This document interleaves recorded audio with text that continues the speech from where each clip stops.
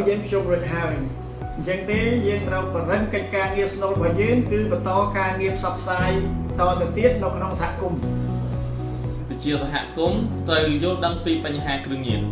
ប្រជាពលរដ្ឋទាំងអស់ត្រូវចេះប្រើប្រាស់ App Notra App Notra គឺជាកម្មវិធីទូរស័ព្ទដៃដែលអ្នកទាំងអស់គ្នាអាចតាមដានព័ត៌មានមេរៀនក៏ដូចជាបញ្ហានានាពាក់ព័ន្ធទៅនឹងបញ្ហាគ្រឿងញៀនហើយអ្នកទាំងអស់គ្នាក៏អាចរាយការណ៍ពីបញ្ហាគ្រឿងញៀននៅក្នុងសហគមន៍របស់អ្នកទៅតាម App Notra នេះផ្ទាល់ផងដែរអ្នកដែលរាយការណ៍គឺធានាសុវត្ថិភាពបាន 100%លោកអ្នកត្រូវដឹងថាកម្មវិធីទូរស័ព្ទដៃ Notra គឺជាបច្ចេកវិទ្យាទំនើបក្នុងការងារប្រយុទ្ធប្រឆាំងគ្រឿងញៀនលោកអ្នកចូលរួមកម្មវិធីនេះ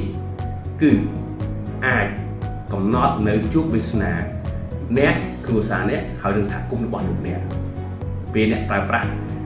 កម្មវិធីទូរស័ព្ទដៃនេះលោកអ្នកទទួលបានចំណេះដឹងលោកអ្នកអាចចាត់គាត់ពីបញ្ហាគ្រឿងញៀនលោកអ្នកអាចផ្សព្វផ្សាយដល់គ្រួសាររបស់លោកអ្នកកុំទៅពាក់ព័ន្ធបញ្ហាគ្រឿងញៀននោះអ្នកគ្រួសារអ្នកមានបញ្ហាគ្រឿងញៀនសហគមន៍របស់លោកអ្នកនឹងគ្មានបញ្ហាគ្រឿងញៀនហើយសហគមន៍របស់លោកអ្នកនឹងទទួលបាននៃការអភិវឌ្ឍទីចម្រើនបានឆាប់រហ័សគ្រឿងញៀនគឺជាសត្រូវរួមរបស់យើងប្រើប្រាស់ App Notra ដើម្បីយកគ្រឿងញៀនចេញពីសហគមន៍